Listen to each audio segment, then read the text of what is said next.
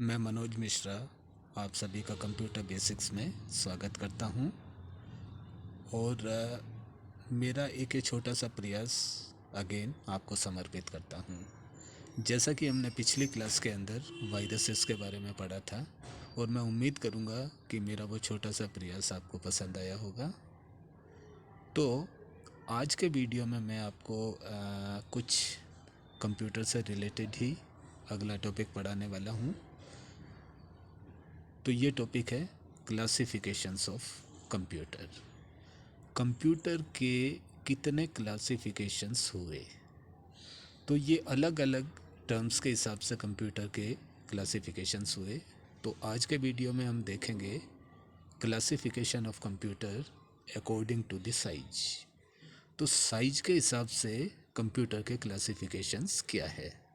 So just have a look over the next slide. यहाँ पर हम देखते हैं कि कंप्यूटर को साइज के हिसाब से 4 सेक्शंस में डिवाइड किया गया। तो we can say on the basis of size computer is divided into these following 4 categories. अब ये कैटेगरीज कौन कौन सी है? Super computer, mainframe computer, mini computer and micro computer. तो ये इनके क्लासिफिकेशंस अकॉर्डिंग टू साइजेस। तो अब अगर हम थोड़ा सा डिस्क्रिप्शन देखते हैं सुपर कंप्यूटर के बारे में, तो ये सुपर कंप्यूटर क्या है। तो सुपर कंप्यूटर के बारे में हम बोल सकते हैं कि ये साइज में काफ़ी बड़े होते थे। अगर हम इस पिक्चर को देखते हैं तो ये सुपर कंप्यूटर की पिक्चर है। तो यहाँ पर हम देख सकते हैं कि ये साइज में बहुत बड़े होते हैं और इनकी वर्किंग भी बहुत फास्ट होती है। इनकी फास्ट वर्किंग के कारण ही हम इन्हें सुपर कंप्यूटर कहते हैं। तो इनकी फास्ट वर्किंग का अगर मैं आपको एग्जांपल बताऊं तो ये डिफ़िकल्ट से डिफ़िकल्ट और कॉम्प्लेक्स से कॉम्प्लेक्स प्रॉब्लम को नैनो सेकंड्स के अंदर सॉल्व कर देते हैं। Nanoseconds, you will be surprise to know कि एक nanosecond 1000 millionth of a second होता है। तो एक नैनो सेकंड के अंदर 1000 मिलियन सेकंड्स होते हैं और 1 मिलियन के अंदर 10 लाख होते हैं। तो हम बोल सकते हैं कि 1 million is equal to 10 lakh. तो 1000 मिलियन बराबर होगा 10,000 लाख के। तो हम ये बोल सकते हैं कि सुपर कंप्यूटर 1 सेकंड के 10 लाख में हिस्से में हमारे इंस्ट्रक्शंस को प्रोसेस करता है। तो ये कितनी ग्रेट स्पीड और कितनी हाई स्पीड है, जस्ट इमेजिन। तो इसी कारण हम इनको सुपर कंप्यूटर कहते हैं। अब ये साइज में बड़े होते हैं, इसीलिए नो डाउट इनकी कॉस्ट भी बहुत हैवी होती है, इनकी कॉस्ट बहुत होती है। तो अब अगर मैं सुपर कंप्यूटर की कुछ विशेषताएं बताऊं कि सुपर कंप्यूटर्स कहाँ कहाँ पर हम उपयोग में लेते हैं, तो हम बोल सकते हैं it is used to forecast the weather and global climates. इसका मतलब ये मौसम और ग्लोबल क्लाइमेट के पूर्वानुमान में उपयोग में लिया जाता है। सबसे ज़्यादा यूज इनका यहाँ पर होता है। अगला अगर हम देखें, it is used in military research and defence systems. सैन्य अनुसंधान या रक्षा प्रणालियों में इनका सबसे ज़्यादा उपयोग किया जाता है। It is also used in automobiles, aircraft and spacecraft designing. Automobile designing में, एयरक्राफ्ट की डिजाइनिंग में और स्पेसक्राफ्ट की डिजाइनिंग में इनका सबसे ज़्यादा उपयोग किया जाता है। It is also used in seismography, plasma and nuclear research. अब इनका उपयोग सिस्मोग्राफी का मतलब होता है कि भूकंप की जानकारी को रिकॉर्ड करना। और भूकंप कितनी तीव्रता से आने वाला है, इसके सारे रिकॉर्ड को रखने में सुपर कंप्यूटर्स का सबसे ज़्यादा सहयोग होता है। प्लाज्मा और न्यूक्लियर रिसर्च, प्लाज्मा की रिसर्च और न्यूक्लियर न्यूक्लियर रिसर्च का मतलब परमाणु के अनुसंधान में इनको हम सबसे ज़्यादा उपयोग में की लेते हैं। अब यहाँ पर एक टॉपिक है प्लाज्मा रिसर्च। तो मैं इस टॉपिक को थोड़ा सा आपको ब्रीफ में बताना चाहूँगा कि व्हाट इज़ प्लाज्मा, प्लाज्मा क्या होता है, जिसकी रिसर्च करने के लिए हम सुपर कंप्यूटर को यूज़ करते हैं। तो हम बोल सकते हैं कि प्लाज्मा हमारी बॉडी में एक हल्के पीले कलर का पदार्थ होता है और इसका मेन काम ये रहता है कि ये हमारे ब्लड के जितने भी कंपोनेंट्स हैं उनको पूरे शरीर में ले जाने का काम करता है। अब ये ब्लड के कंपोनेंट्स कौन कौन से होते हैं?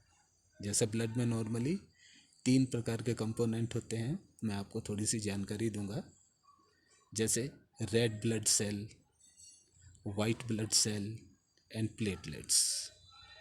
तो ये जो 3 कंपोनेंट होते हैं इनको हमारे पूरे शरीर में सर्कुलेट जिस पदार्थ के माध्यम से होती है वो होता है प्लाज्मा। तो हम बोल सकते हैं कि हमारे ब्लड में 55% तक प्लाज्मा होता है। ये सबसे इम्पोर्टेंट एक लिक्विड हमारे ब्लड में होता है। प्लाज्मा का इस काम के अतिरिक्त और भी इम्पोर्टेंट काम है। जैसे अगर मैं बताऊं तो ये न्यूट्रिशंस, हार्मोन्स, प्रोटीन्स को हमारे शरीर के उन हिस्सों तक पहुंचाता है जहाँ पर इनकी ज़रूरत सबसे ज़्यादा होती है। तो ये कैरियर का काम करता है, न्यूट्रिएंट्स, हार्मोन्स और प्रोटीन्स को शरीर के उन हिस्सों में ले जाना जहाँ पर इनकी सख्त ज़रूरत होती है। इसके अलावा प्लाज्मा का एक और सबसे इम्पोर्टेंट काम होता है, वो क्या होता है कि हमारे शरीर की सेल्स होती है, तो ये सेल्स शरीर के वेस्टेज को इन्हीं प्लाज्मा के अंदर छोड़ देती है और ये प्लाज्मा इन सारी वेस्टेज सेल्स को लेकर हमारे शरीर से बाहर फेंक देता है। तो ये प्लाज्मा की थ्योरी होती है। तो इसके रिसर्च में हम सुपर कंप्यूटर को सबसे ज़्यादा उपयोग में लेते हैं। तो ये हमारे सुपर कंप्यूटर के उपयोग हैं। और अगर मैं आपको कुछ और उपयोग के बारे में बताऊं तो study of genetic engineering, genetic engineering की स्टडी करने में हम इनको उपयोग में लेते हैं। डिजिटल फिल्म रिकॉर्डिंग में भी इनका सबसे ज़्यादा उपयोग किया जाता है। तो अब अगर मैं आपको बताऊं कि इस सुपर कंप्यूटर के कुछ एग्जांपल्स, जैसे कि हमारे इंडिया में एक बहुत बड़ा सेंटर है जो सुपर कंप्यूटर्स को डेवलप करता है, जिसका नाम है CDAC। CDAC का मतलब है centre for development of advanced computer. तो इस CDAC ने हमारे इंडिया में जो सुपर कंप्यूटर्स की सीरीज बनाई उनमें पहला है परम, सेकंड अनुराग। और इसी प्रकार सुपर कंप्यूटर की सीरीज़ में जो फेमस नाम है वो है क्रे XMP/14 CDC 205। तो ये हमारे सुपर कंप्यूटर के बेस्ट एग्जांपल्स हैं। करेक्ट। अगला अगर हम देखते हैं मेन फ्रेम कंप्यूटर। अब मेन फ्रेम कंप्यूटर ये सुपर कंप्यूटर से साइज में छोटे होते हैं लेकिन एरिया में बहुत बड़े होते हैं। इनका एरिया अगर मैं बताऊं तो वो लगभग 1000 स्क्वायर फीट के आसपास होता है। अब ये इतना बड़ा एरिया क्यों होता है? क्योंकि हम इस कंप्यूटर में बहुत सारे CPUs को यूज़ करते हैं। जैसे अगर मैं इस पिक्चर के थ्रू आपको बताऊं तो this is picture of main frame computer, this is screen, और ये जो हमें दिखाई दे रहे हैं ये हैं CPUs, ये सब CPUs, ये डिफरेंट बहुत सारे CPUs। तो इन CPUs के कारण ही इनका एरिया बहुत बड़ा होता है। अब इनका काम क्या रहता है कि ये अलग अलग टर्मिनल से डाटास को लेते हैं, अलग अलग मल्टी यूजर से डाटा को कलेक्ट करते हैं और उसको बहुत ही फास्ट स्पीड से प्रोसेस करते हैं. तो we can say it is design to process large amount of data with very high speed. It accepts large amount of data from different terminals and multi-users and process them at the same time as having many CPUs. Correct. अब अगर हम main frame computer के examples देखें तो ये हैं IBM S390, IBM S709, ICL39 और CDC6600. ये इसके बेस्ट एग्जांपल्स हैं. करेक्ट. अगला अगर हम देखते हैं तो वो है मिनी कंप्यूटर. अब मिनी कंप्यूटर क्या है? जैसे कि हम इस पिक्चर से देख सकते हैं कि ये कुछ दिखने में इस प्रकार के दिखेंगे. Laptop, we can say it is laptop.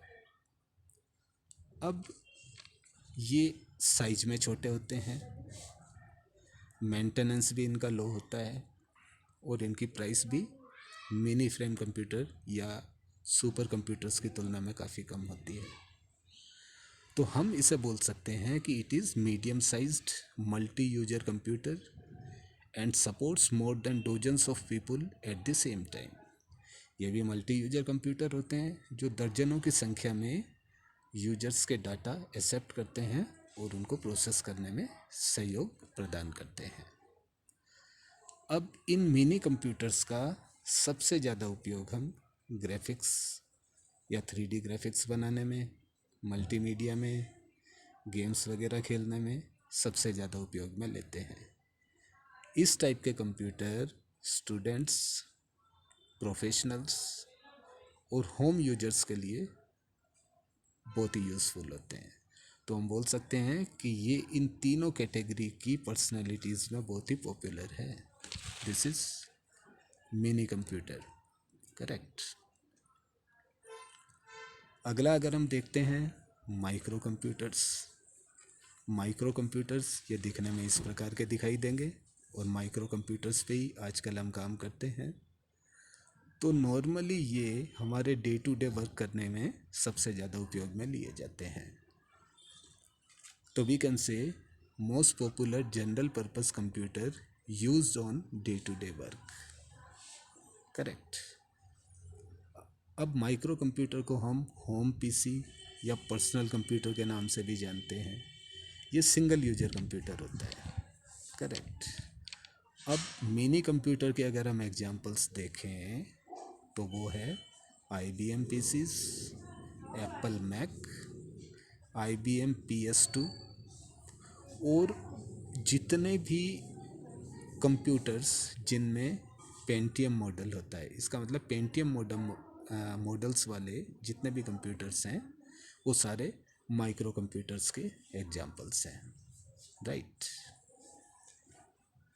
तो मैं उम्मीद करूँगा कि मेरा ये छोटा सा प्रयास आपको काफ़ी पसंद आया होगा.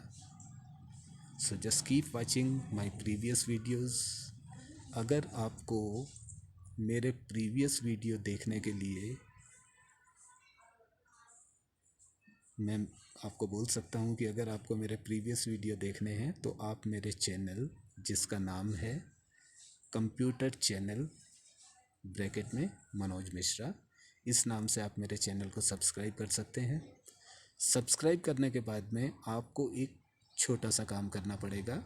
मेरे व्हाट्सअप नंबर 8690603518 या 9462033518 पर एक छोटा सा मैसेज करना है. जैसे ही ये मैसेज मुझे मिलेगा मैं अपने चैनल पर जाकर प्ले लिस्ट को अनेबल कर दूंगा ताकि आप मेरे सारे प्रीवियस वीडियो आराम से देख सकते हैं. So till then just keep watching my video and see you very soon in the next video. Till then, bye.